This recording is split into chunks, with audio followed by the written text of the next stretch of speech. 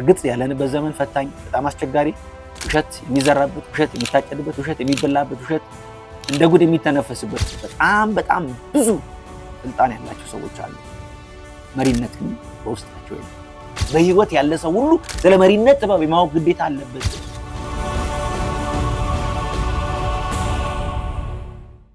የብዙዎች ችግር ይፈታሉ ተብሎ ከሚታመኑ ተቋማት አንዱ የቢዝነስ ተቋማት ነው ማለት ነው። መንግስት የቢዝነስ ተቋማትን በማገዝና በመደገፍ ረገድ የብዙዎችን ፍላጎት ለማሟላት የሚያስችል መደላድል መፍጠር ይችላል ማለት ነው። እኔ በዋነኝነት እዚህ ላይ ትኩረት አድርጌ መስራት የምፈልገው ዋነኛ ምክንያት ይሄ ነው። የቢዝነስ ተቋማትን መርዳት ማለት በውስጣቸው የሚያስተናግዷቸውን የሚያሰሯቸውን ሰዎች ማገዝ ማለት ነው። አንዳንዴ እኛ ምን እንሄዳለን በተለያየ አጋጣሚ ልንገለገልበት እንችላለን ማለት ነው። ስለዚህ የትኛውም የንግድ ተቋም በተገቢው መልኩ እገዛ ከተደረገለት በውስጡ የሚይዛቸውን ሰዎች የማስፋት የመጨመር የማብዛት እና ህብረተሰቡን የማገዝ አጋጣሚያቸው ከፍ ይላል ማለት ነው። ስለዚህ እዚህ ላይ ትኩረት አድርጌ መስራት የፈለኩበት ዋነኛ ምክንያት አንድን ሰው መርዳት ብቻ አይደለም፣ ማህበረሰብን ማገዝ ነው ብዬ ስለማምን ማለት ነው። ዮሴፍ በቀለ እባላለሁ። ከኔ ጋር በሚኖራችሁ ቆይታ ሊደርሺፕ፣ ቢዝነስ እና ስፔሻሊ እንግሊዝኛ ቋንቋ ላይ የተወሰኑ የማውቃቸውን ትናንሽ ሀሳቦች አካፍላችኋለሁ ማለት ነው። እንግዲህ ያው እጅግ በጣም ደስ የሚል ቆይታ እንደሚኖራችሁ ተማመናለሁ። በቀጥታ ወደ ጉዳዩ ልግባላችሁ። ምናልባት እዚህ ላይ ስትመለከቱ ምንድነው የጻፈው ልትሉ ትችላላችሁ። ስለ መሪነት ስናነሳ እንደው መሪነትን በአንድ ቃል ይገለጽ ከተባለ በዚህ ቃል ልንገልጸው እንችላለን ማለት ነው። ኢንቴግሪቲ ወይ ደግሞ በአማርኛ ንጹህ አቋም ማለት ነው። ብዙ የኢትዮጵያ ድርጅቶች ላይ የተለያየ የግልና የመንግስት ተቋማት ላይ ይህንን ቃል እናየዋለን። የተተረጎመበት መልኩ ግን ትክክል አይደለም፣ መስተካከል መቻል አለበት። ኢንቴግሪቲ የሚለው የእንግሊዝኛ ቃል ትክክለኛ ፍቺው ንጹህ አቋም ማለት ነው። ሐቀኛ ማለት አይደለም፣ ታማኝ ማለት አይደለም። ግን ንጹህ አቋሙን የጠበቀ ሰው ሐቀኝነትም ታማኝነትም የአንደበቱና የአስተሳሰቡ ጥምረትንም የምንመለከትበት ማለት ነው። ስለዚህ ንጹህ አቋም ማለት አንድ ማንነት በመርህ የሚመራ ሰውን የሚናገረውን የሚተገብር የሚተገብረውን የሚናገር ለማለት ያለው። ስለዚህ ኢንቴግሪቲን የሚለውን ሐሳብ ይዘን ስንመጣ ከመሪነት ጋር በተያያዘ ቁልፍ ሐሳብ እንደሆነ አንድም መሪ በአንድ ቃል ይገለጽ ከተባለ የንጹህ አቋም ጉዳይ ነው ማለት ነው። ስለዚህ መሪነት የስልጣን ጉዳይ አይደለም። መሪነት የባህሪ ጉዳይ ነው። የዛ አይነት ባህሪ አለን ወይ? ንጹህ አቋም አለን ወይ? አንደበታችን ከመውሻከት ነፃ ነው ወይ? አንደበታችን ንጹህ ነው ወይ? እጃችን ንጹህ ነው ወይ? እነዚህን ነገሮች በጥልቅ የሚያሳይ ሆኖ እናገኝ። ለዛ ነው እነዚህን ነገሮች ይህንን ባህሪ በማዳበር ሰዎች የደስታ መጠናቸውን ከፍ ማድረግ ይችላሉ። በቤተሰብ ውስጥ፣ በንግድ ተቋማት ላይ እንዲሁም በሚሰሯቸው መስሪያ ቤት ላይ ኢንቴግሪቲን የነሱ መገለጫ በማድረግ ከፍተኛ ተጠቃሚ መሆን ይችላሉ። የሰው ልጅ የመጨረሻው ጥግ ፍላጎቱ ደስተኛ ሆኖ መኖር። ስለዚህ ደስታን የምትፈልጉ ሰዎች ካላችሁ በንጹህ አቋም ረገድ ላይ ትኩረት አድርጋችሁ መስራት ትችላላችሁ። እርግጥ ያለንበት ዘመን ፈታኝ፣ በጣም አስቸጋሪ፣ ውሸት የሚዘራበት፣ ውሸት የሚታጨድበት፣ ውሸት የሚበላበት፣ ውሸት እንደ ጉድ የሚተነፈስበት ዘመን ላይ እንዳለን የታወቀ ነው፣ ይታመናል። ሆኖም ግን ጥቂት ሰዎች ይህንን ሲተገብሩ እንመለከታለን። እጅግ በጣም ደግሞ ቁጥር በቃ በከፍተኛ ደረጃ በዓለማችን ላይ ተሳካላቸው የምንላቸው ተቋማት ደግሞ ይሄንን መመሪያ ኢንቴግሪቲ የሚለውን መመሪያ በእሴታቸው ላይ በመጠቀም ኮር ቫልዩአቸው ላይ በማስገባት ሲተገብሩት ለዚህ መሆን ሲታገሉ ሲጥሩ እንመለከታለን። በዚህም ብዙዎች አትርፈዋል። እነ አፕል፣ እነ አማዞን፣ እነ ማይክሮሶፍት፣ ፕሮክተር ኤንድ ጋምብል፣ ጆንሰን ኤንድ ጆንሰን፣ ኢትዮጵያ ውስጥ ደግሞ ኢትዮጵያ አየር መንገድ፣ ዳሽን ባንክ፣ ሌሎች ተቋማት በዓለማችን ላይ ከ60 እስከ 70% ያሉ ህዝብ አገልጋይ ተቋማት ኢንቴግሪቲ የሚለውን ሐሳብ በዋነኝነት በእሴታቸው ላይ አስገብተዋል ማለት ነው። እንግዲህ ይሄ ቃል የዚህን ያህል ተፈላጊ ነው፣ በጣም ጠቃሚ ነው ካልን፣ አዎ ጠቃሚ ነው። ለምን? ሙስናን ይታገላል፣ አድሎውን ይታገላል፣ ክፋትን ይታገላል። መጥፎ ነገር በድርጅት ውስጥ በቤተሰብ ውስጥ በተለያየ ቦታ ይህንን ቃል ለመጠቀም ፈቃደኛ ሆነን እዚህ ቃል ላይ ለመስራት ፈቃደኛ ሆነን ከታገልን ብዙ ጥቅም እናገኝበታለን። አመጣጡ የቃሉ አመጣጥ ስንመለከት የዛሬ 400 ዓመት ሀያል በነበረችው ጣሊያን ወታደሮች ሁሉን ነገር ፈጽመው ለጦርነት ለአገልግሎት ዝግጁ መሆናቸውን ለማሳየት ኢንቴግሪታስ ይሉ ነበረ። አለቆቻቸው መጥተው ፍተሻ ሲያደርጉ ዝግጁነታቸውን ለማሳየት ደረታቸውን እየደቁ ኢንቴግሪታስ ይሉ ነበረ። ሙሉ ነኝ፣ ተዘጋጅቻለሁ፣ ተጠናቋል፣ አልቋል። የራስ ቁር፣ የደረት ጡር፣ የእግር ሽፋን ሁሉ ነገር አዘጋጅቻለሁ፣ ጋሻው ተዘጋጅቷል፣ ሙሉ ነው የሚል ሐሳብ ለመስጠትን ከዛ ሐሳብ ላይ ከኢንቴግሪታስ ከሚል ከላቲን ቃል የተወሰደ። ስለዚህ ስለ ሊደርሺፕ ስናነሳ ሊደርሺፕ ስልጣን አይደለም፣ ባህሪ ነው። በጣም ብዙ ስልጣን ያላቸው ሰዎች አሉ፣ መሪነት ግን በውስጣቸው የለም። ስራ ልምዱ ሞክሮ አላቸው፣ ባህሪው ግን የላቸውም። ለምን ብላችሁ የጠየቃችሁ እንደሆነ ልምምዳቸው ከሐቀኝነት ጋር በተያያዘ ያላቸው ልምምድ ያነሰ በመሆኑ ምክንያት ስላላዳበሩት ብዙዎች ይታዘዟቸዋል፣ ግን አይከተሏቸው። ብዙዎች ይሰሟቸዋል፣ አያዳምጧቸው፣ አይፈልጓቸውም። ስለዚህ እንደዚህ አይነት መሪ ላለመሆን በሐቀኝነት ላይ ያለንን አቋም ልናስተካክል ይገባል። ምናልባት እንደ ሐሳብ እዚህ ጋር አንድ ነገር ላሳያችሁ። ይሄ መጽሐፍ እዚህ ላይ የምታዩት ይሄ መጽሐፍ ዘ ሊደርሺፕ ቻሌንጅ ይባላል። ይሄ እዚህ መጽሐፍ ላይ በሁሉም አህጉራት በሚባል ደረጃ ጄምስ ኩዝኒ ኤንድ ባሪ ፖንዘር ጥናት አጠኑ። መሪን በምን እንገልጸዋለን እስቲ በአንድ ቃል እንፈልግ ተብሎ በዓለም ላይ ጥናት ካደረጉ በኋላ በመጨረሻ ያገኙት ቃል መሪ ሐቀኛ ነው የሚል ያገኙት። አይገርምም? በቃ መሪ መገለጫው ሐቀኛ ማለት ነው። አይዋሽም፣ አይቀባጥርም፣ አይተረተርም፣ አይበጨርቅም። ስለዚህ ብዙዎች መሪነትን በእጃቸው ይዘው ባህሪው ግን የላቸውም፣ የሚከተላቸውም ሰው የለም። ብዙዎች ይፈልጉታል፣ ጥቂቶች ግን ይካኑታል። ለምን? የባህሪ ጉዳይ ስለሆነ። የባህሪ ጉዳይ ደግሞ የሆነበት ዋነኛ ምክንያት ሰዎች ከእጃቸው በላይ ልባቸውን ለመስጠት ፈቃድ ያላቸው ለሚያምኗቸው ሰዎች፣ ለሚተማመኑባቸው ሰዎች፣ ለሚያከብሯቸው ሰዎች፣ ለሚወዷቸው ሰዎች ነው። ይሄንን ባህሪ እንዲያዳብሩ፣ ይሄንን ባህሪ እንዲያሻሽሉ መሪዎችን ሐሳብ ማካፈል እፈልጋለሁ። በተለይ የውሸት መሪ የሆኑ ሰዎች ቢዝነሳቸውን፣ ተቋማቸውን ማቅናት ፈልገው ያልተሳካበት ብቸኛ ምክንያት ሰዎች እነሱን መከተል እምቢ የሚሉበት፣ አሻፈረኝ የሚሉበት ብቸኛ ምክንያት ከሐቀኝነት ጋር በተያያዘ መሪዎቹ ሁል ጊዜ ሲቀጥፉና ሲያታልሉ፣ ሲያጭበረብሩ፣ ሲዋሹ ይገኛሉ። መድረኩን የሚያሞቅ ብቻ ሐሳብ በማካፈል ሰራተኞቻቸውን ሊጠቅም የሚችል ሐሳብ ባለመስጠት ይታወቃሉ ማለት ነው። ስለዚህ መስተካከል አለበት ማለት ነው። ሁለተኛው መሪዎች ለመሆን ለምትፈልጉ ሰዎች ሁለተኛው እጅግ በጣም ጠቃሚ ነገር መሪዎች የሚገለጹበት በተለየ ሁኔታ የሚለዩበት ብቸኛው መንገድ ራዕይ ነው። ራዕይ በጣም አስፈላጊ ነገር ነው። አሁን ዛሬ ጃፓን ለደረሰችበት ትልቅ የስልጣኔ ደረጃ በዋነኝነት ከተጫወቱ ሰዎች መካከል ሁለቱም ዛሬ ላካፍላችሁ። ሳማሩ ኢቡካ እና አኪዮ ሞሪታ የሚባሉ ሁለት ሰዎች ናቸው። ወዳጅ ሆነው ቢዝነስ ተቋም ከፈቱ። ቶኪዮ ሶሺኒኮ ጎዮ የሚባል ካምፓኒ ከፈቱና በመጪው 50 ዓመት ላይ በእነሱ በነበሩበት ዘመን 1950 አካባቢ ነው። በእነሱ በነበሩበት ዘመን የጃፓን ምርት እጅግ የሚጠላ ምርት ነበረ። ጥራቱ በጣም የወረደ ስለሆነ ማለት ነው። ስለዚህ ምን ይላሉ? በቃ እኛ የጃፓንን ስም እንቀይራለን፣ ታሪኳንም ከፍ እናደርጋለን። ስለዚህ ይህንን ካምፓኒ አቋቋምነው የጃፓንን ስም ለመቀየር ነው። ሜድ ኢን ጃፓን የሚለው በዓለማችን ላይ ስመጥር ይሆናል።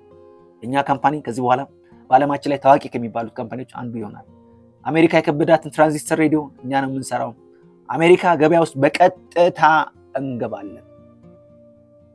ግማሽ ገጽ አትሞላም ይህችን ሐሳብ አስቀመጡ። ይሳካል ብለው ስራ ጀመሩ። የመጀመሪያ የሰሩት ሩዝ መቀቀያ ድስት ነው። 10 ዓመት ድርጅቱ ከተጓዘ በኋላ የድርጅቱን ስም ቀየሩት። ሶኒ ኮርፖሬሽን አሉት። የሶኒ ኮርፖሬሽን ባለቤቶች ናቸው እነዚህ ሰዎች። ስለዚህ እነዚህ ሰዎች በዋነኝነት የጃፓንን ስም ለመቀየር ስራ ጀመሩ፣ አሳክተውታል። ሜድ ኢን ጃፓን ውድ ዕቃ ነው። አሁን የምታዩዋቸው ብዙ ነገሮች ይሄን የምንቀረጽበትንም ቪዲዮ ጨምሮ ማለት ነው ብዙ ነገሮች ከጃፓን የመጡ ናቸው። ትላልቅ ነገሮች የምትሏቸው በጣም ትላልቅ ሮቦት በአብዛኛው ሮቦት እዛ ሀገር ላይ ይመረታል። ቴክኖሎጂ በጣም ብዙ ይኮረጃል። ብዙ የሚኮረጁ ነገሮች አሏቸው ጃፓኖች። መኪናው በሉት፣ ፕሪንተሩ በሉት፣ ቴክኖሎጂ በሉት፣ ብዙ ነገሮች የሚኮረጁ ነገሮች ያሏቸው ነገሮች ናቸው። ስለዚህ ቀይረው ቪዥን በጣም አስፈላጊ ነው። አንድ መሪ ከሌሎች ሰዎች የሚለየው ምክንያት ድርጅቱ ካለበት ቦታ ወደሚቀጥለው ምዕራፍ ለማሻገር ራዕይ ሰንቆ የሚንቀሳቀስ። ራዕይ ደግሞ በጨለማ ማየት የሚያስችል ዓይንና ብርሃን የሚሰጥ ነው።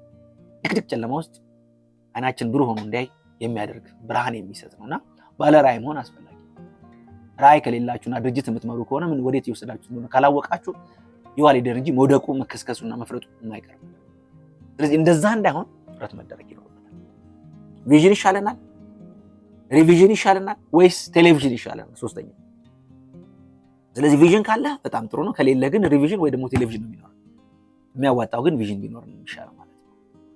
ማሳካት ማድረግ የምንፈልጋቸው በቤተሰብ ደረጃ ሊሆን ይችላል፣ በድርጅት ደረጃ ሊሆን ይችላል።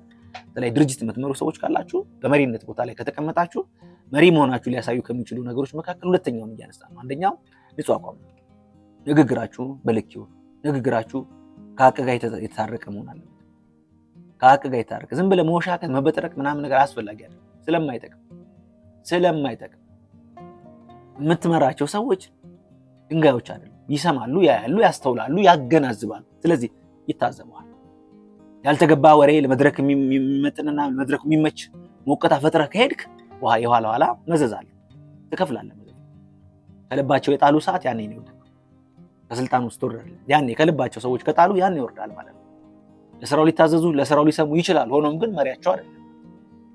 ምናልባት እዛ መስሪያ ቤት ውስጥ ያነሰ ስልጣን ያላቸው በጽዳት ሙያ ላይ የተሰማሩ ሰዎችን ዝቅ ብለው የሚሰሙ ከፍ ያሉ ሰዎች አሉ። ለምን? ስለሚያምኗቸው፣ ስለማይዋሹ፣ ስለማይቀባጡ፣ ስለማይበጨረቁ። ስለዚህ ይሄ እጅግ ጠቃሚ ነገር ነው ማለት ነው። በሶስተኛ ደረጃ ተግባቦት ነው። ተግባቦት በጣም አስፈላጊ ነው። በተለይ ከተግባቦት በላይ ከኮሚኒኬሽን ስኪል በላይ ኮኔክት ማድረግ አለ። ምን አሰባቸው ሰዎች ስሜታቸውን፣ ሁኔታቸውን፣ ፍላጎታቸው ብናቅ ጥሩ ነው። ሰዎች ስለሆኑ ነው። ስሜት አለው ሰው ልጅ። ሃይና ስትጨብጠው ይለያያል። ሃይ ብለህ ስትጨብጠው፣ ስታክፈው፣ ስትስመው ይለያያል። እነዚህ ሁሉ ስቴፖች የተለያዩ ናቸው። ስለዚህ አንዳንድ መሪዎች የጥበቆቻቸውን እጅ ይጸየፋሉ። ሰላም ማለት ይደብራቸዋል። ቃል አውጥተው መናገር ነው። አንዳንድ የሚሉ አሉ አለቆች በበር ላይ ሲያልፉ ጋሼ እንደምናደር ሲባል what do you mean? ምን ማለት ነው? ሰላምታ እኮ እየሰጠ ነው ጥበቃው። እንዴት አደርክ እኮ እያለ ነው። ምንድነው? እሺ ምናምን በስርዓት ሰላም በል እንጂ። ስርዓት እኮ አስፈላጊ። የመጨረሻው ጣራ የምትለው መሪ በመሪነት እርከን ውስጥ የመጨረሻው ትህትና ነው መገለጫው። ካለቀ ትህትና፣ ሌላው ትጋት፣ ሁለቱ ናቸው። መጨረሻ ላይ ደርሰሃል ከተባለና ከደረስክ የመጨረሻ የሚባለው ፓርት ላይ ሰዎች የሚያዩት ያንተን ትህትና፣ የሚኮርጁት ትጋትን፣ የሚያዩት ትህትና። ስለዚህ በተግባቦት ረገድ ላይ ግልጽና ቁልጭ ያለ ንግግር፣ ያልተዛባ ግልጽ ያለ መረጃ ለመስጠት ጥረት ማድረግ አለብን። ከዚህ በተጨማሪ ግን ኮኔክት እናደርግ፣ ልጆቻችን እንወቃቸው፣ ስሜታቸውን፣ ሀሳባቸውን፣ ፍላጎታቸውን ለመረዳት ጥረት እናደርግ። መሪዎች የሚታበዩ የሚለጠጡ ቆዳቸው የሚጠባቸው ሰዎች አይደሉም። ስህተት ነው። እንደዛ አይነት ስሜት የሚሰማን ብዙ ሰዎች አለን። እውነታው ግን ይሄ አይደለም። እውነታው እሱ አይደለም። ያው በመሪነት ቦታ ላይ ተቀምጠው ቆዳቸው የጠበባቸው ትዕቢተኞች፣ ጉረኞች፣ ኃይለኞች፣ ቁጦች፣ ተሳዳቢዎች ሊሆኑ ይችላሉ። እውነታው ግን እሱ አይደለም። መሪ እንደዛ አይደለም። Leadership is not about this. It is not about this. It's different from that. ከዚህ የተለየ ነው። You got to see it from different perspective. በዓለማችን ላይ መሪ ተብለው እኮ የሚሸለሙ መሪ ተብለው ትልቅ ቦታና ዝና የሚሰጣቸውን ሰዎች እኮ ቼክ ማድረግ እንችላለን። ምንድን ነው ያደረጉት? ምንድን ነው ያበረከቱት? ኔልሰን ማንዴላ ስታነሳ እነዚህ ስሜቶች አሉ። ኔልሰን ማንዴላ እኮ he was a leader አይደል? መሪ ነው። ጆን ሲ ማክስዌል is a leader አይደል? ከመቶ ምናምን አካባቢ የደረሰ መጽሐፍ የጻፈ መድረክ ላይ ሲወጣ ያለውን ትህትና ያስደነግጣል። ጆን ሲ ማክስዌል I'm your friend ብሎ ነው። ዶክተር ነው፣ PhD ያጠና ዶክተር ነው። አንድ ቀን ዶክተር ነኝ ብሎ ተናግሮ ያውቃል? ያዘ PhD አንድ ቀን ጆን ሲ ማክስዌል I'm your friend ብሎ ነው ስልጠናውን የሚጀምረው። ወርልድ ጊነስ ራይተር ነው። የልደቱ ቀን የሊደርሺፕ ቀን ተብሎ የሚከበርለት ሰው ነው። ከ50 ዓመት በላይ ስለ ሊደርሺፕ አስተምሯል። ያላሰለጠነው የአሜሪካ ተቋም የለም። ብዙ ተቋማትን አሰልጥነው። he's an amazing person but he's humble, very humble። በጣም ትሁት ነው። ትህትና አስፈላጊ። በየትኛውም የሥራ ዘርፍ ላይ እርከን ኖሮ የሆነ እርከን ላይ ልንቀመጥ እንችል ይሆናል። ልንቀመጥ እንችል ይሆናል። ሆኖም ግን የተቀመጥንበት ቦታ የምንሰራበት ቦታ፣ ሌሎችን ከፍ የምናደርግበት ቦታ፣ ሌሎችን የምናነጽበት ቦታ፣ ሌሎችን የምናስተምርበት ቦታ ነው። አርአያ ሰብ ለመሆን ነው የተቀመጥነው። we are there to be model። አርአያ ሰብ ለመሆን ነው እዛ የተቀመጥነው፣ ሞዴል ሆነን ለመገኘት ነው የተቀመጥነው እንጂ ሾው ለማድረግ አይደለም። ስለዚህ በሊደርሺፕ ላይ ያሉ እይታዎች፣ የተዛቡ እይታዎች ሪሊ መጽዳት አለባቸው፣ ትክክልም ስላሉ። ለዛ ነው አንዳንዴ ቼክ አድርጉ፣ ብሮዝ አድርጉ። ብዙ ሰዎች ስለ ሊደርሺፕ ሲነሳ ይከፋቸዋል። እኔም ከዚህ ቀደም ይሄ እውቀት ያልነበረኝ ሰዓት ተመሳሳይ ስሜት ነበር። ሊደር ሲባል የሚደብረኝ ስሜት ነበር። እውነታው ግን በህይወት ያለ ሰው ሁሉ ስለ መሪነት ጥበብ የማወቅ ግዴታ አለበት ብዬ አምናለሁ። ምክንያት አለኝ። ምክንያቴ ምንድን ነው ብላችሁ የጠይቃችሁ እንደሆነ ሰው ልጅ በህይወቱ ሲኖር ቢያንስ ይብዛም ይነስም ህይወቱን ይመራል። ህይወቱን ወደ ተሻለ ቦታ ለማድረስ ራዕይ ያስፈልገዋል፣ የመሪነት ጥበብ ያስፈልገዋል፣ መግባባት ክህሎት ያስፈልገዋል። እነዚህ አይነት ስኪሎች ያስፈልጉታል። ሊደር አለ፣ ጥሩ ሊደር የሚባሉት ያላቸው ስኪሎች በጠቅላላ ይሄም ሰው ያስፈልገዋል።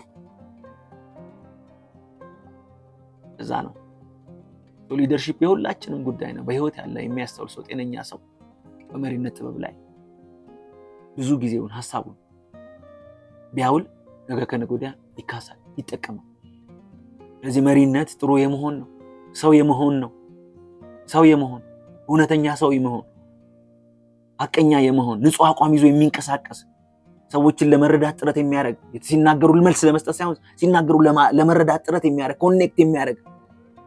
ኮኔክት የሚያደርግ ነው። እነዚህን ሁሉ በጣም ቱባ የሆኑ የሚያጓጉ ክህሎቶችን ተሸክሞ የሚሄድ ሰው ነው መሪ የሚባለው። ስልጣን ያለው ሰው አይደለም። ስለዚህ በደንብ ልንረዳ ይገባል። እኔ በጣም አዝናለሁ። አንዳንዴ በእውቀትም ይሁን በስተትም በተለያየ ምክንያት የሆነ ቦታ ይዘው ቦታውን ያለው በቃ እንደው ሲያበላሹት እንመለከታለን። ትክክል አይደለም። በተለይ ድርጅት እየመራችሁ ያላችሁ ሰዎች ካላችሁ፣ እኔ ብዙ ጉዳይ የድርጅት ጉዳይ ነው። ድርጅቶች በጣም ያሳስቡኛል። ብዙዎችን አዝለው የሚንቀሳቀሱ ናቸው ድርጅቶች። ብዙዎችን ተሸክመው የሚንቀሳቀሱ ናቸው። የአንድ ድርጅት መውደቅ ብዙዎችን ይጎዳል፣ ብዙዎችን ያሳዝናል፣ ብዙዎችን አንዳንዴ ወደ ድህነት ይጥላል። ይሄ እንዳይሆን እፈልጋለሁ። ይሄ እንዲከሰት አልፈልግም። ስለዚህ በመሪነት ጉዳይ ላይ ሐሳቦችን ይዤ የምመጣው ከዚህ በኋላ እንዲህ አይነት ነገሮችን ላለማየት ነው። በተለይ ቢዝነስ ላይ ላላችሁ ሰዎች አትሊስት እነዚህን ቪዲዮዎች እንድታዩ እፈልጋለሁ። ራሳችሁን ቆም ብላችሁ በሐቀኝነት እንድትፈትሹ እፈልጋለሁ። ያልተገባ መንገድ ላይ ካላችሁ እንድትመለሱ፣ ሰብሰብ እንድትሉ፣ በተገቢው መንገድ እንድትሄዱ፣ በልክ እንድትራመዱ፣ በልክ እንድታስቡ። ለምን? ስለሚጠቅም ማለት ነው። ማንም የሚያደርገውን ሰው መሪ እኮ ራሱን የሚያከብር ሰው ነው። ራሱን የሚያከብር ሰው ነው። ለራሱ ትልቅ ቦታ ያለው ሰው ነው። ለራሱ ክብር አለው። ስለዛ ነው ንጹህ አቋሙን ጠብቆ የሚንቀሳቀሰው። ከደስታው እንዳይጎል፣ ከእንቅልፉ እንዳይባነን እኮ ነው። መንገድ ላይ ሲጠራ የሆነ ስሙ ሲጠራ ዞር ማለት ስለሚፈልግ እኮ ነው። አቤት ብሎ መዞር ይፈልጋል፣ ሳይፈራ፣ ሳይሸማቅ፣ ሳይደነግጥ። እዚህ መሪነት ትልቅ ጉዳይ ነው። ቢዝነስ እየሰራችሁ ያላችሁ ሰዎች በዋነኝነት እናንተ ላይ ትኩረት አደርጋለሁ። ከፍ እንድትሉ፣ እንድታድጉ፣ እንድትመነደጉ እፈልጋለሁ። ባለማወቅ ምክንያት የተበላሸ መንገድ ላይ ካላችሁ እንድትመለሱ እፈልጋለሁ ስለሚያስፈልግ። ግለሰቦችም ደግሞ ካላችሁ የመሪነት ጥበብን በህይወታችሁ በመተግበር በድርጅት ውስጥ ጥሩ ስምና ዝና ኖሯችሁ እንድትሰሩ እፈልጋለሁ። ሐቀኛ ልጅ ነው፣ ጥሩ ልጅ ነው፣ ደግ ልጅ ነው፣ ትሁት ልጅ ነው። ደስ ይላል እኮ፣ በጣም ደስ ይላል እኮ። በተቃራኒው አስቡት። በተቃራኒ መጥፎ ልጅ ነው፣ ሌባ ነው፣ ሰራቂ፣ እንዲህ ነው፣ ዱርዬ ነው ምናምን እኮ ያስጠላል። ትክክል አይደለም። ስለዚህ በተቻለን መጠን አቋማችንን እንጠብቅ። መሪዎች ከሆነን መሪዎች ባንሆንም መሪነት ላይ ፍላጎት ያለን ሰዎች፣ ድርጅት የምንመራ ደግሞ ሰዎች ከሆነን ግዴታ ነው ድርጅታችን ላይ እዚህን አይነት ሐሳብ በመተግበር ድርጅቱን ከስርቆትና ከመጥፎ ነገር መጠበቅ እንችላለን። አርአያ ግን የምንሆነው መጀመሪያ እኛ። ለዛ ነው leadership is being and then doing የሚባለው። ሊደርሺፕ መጀመሪያ መሆን ነው፣ ከዛ መተግበር ነው የሚባለው። ለዛ የሚጀምረው ግን ከኛ ነው። It starts from us. It's not about us, but it starts from us. ስለኛ አይደለም ጉዳዩ፣ ስለምንመራቸው ሰዎች ሊሆን ይችላል፣ ግን የሚጀምረው ከኛ ነው። ይህንን በደንብ ልንረዳው ይገባል ማለት ነው። ስለዚህ በቀጣይ የምናነሳው የሌሎችን ስሜት መረዳት ነው። ኤምፓቴቲክ መሆን አለብን። We need to be very much empathetic for our team, for our employees. We need to be የምናሰራቸውን ሰዎች ስሜት መረዳት፣ በእነሱ ጫማ ውስጥ ለመሆን ጥረት ማድረጋችን በጣም አስፈላጊ ነው። ይህንን በመተግበራችን ሰራተኞች ከኛ ጋር ያላቸው በጣም የሰመረ ወዳጅነት ድርጅቱን ወደ ትርፋማነት ይገፋዋል። ድርጅቱ ውስጥ የሚኖረው የባለቤትነት ስሜት ይጨምራል። ይሄ ደግሞ ስራን ያፈጥናል፣ ቅልጥፍናን ይጨምራል፣ የስራ ሰዓትን ከፍ ያደርጋል። ጥቅሙ ዘርዝረን የማንጨርሰው። ያዘንላቸው ሰዎች ለእኛም ያዝናል፣ ያከበርናቸው ሰዎች እኛን ያከብሩናል፣ የታገልናቸው ሰዎች ለእኛ ይታገላሉ፣ ያቀፍናቸው የደገፍናቸው የወደድናቸው ሰዎች በተመሳሳይ ይሰጡናል። ስለዚህ እንደ ድርጅት እየመራን ያለን ሰዎች ካለን ድርጅት ውስጥ ያሉ ሰዎችን ፍላጎትና ስሜት ለመረዳት ጥረት ማድረግ አለብን። አብሮ መብላት፣ አብሮ መጠጣት፣ ከነሱ ጋር ጊዜ ማሳለፍ፣ ማናቸው ምንድናቸው ፍላጎታቸውን ለማወቅ ጥረት ማድረግ፣ በዛ ፍላጎታቸው መሰረት ደግሞ ማስተናገድ አስፈላጊ ነው። ለምን? የእናንተ ስኬት፣ የመሪዎች ስኬት፣ በተለይ ድርጅት እየመራችሁ ላላችሁ ሰዎች ስኬታችሁ መስሪያ ቤት ውስጥ ያሉት ልጆች ናቸው።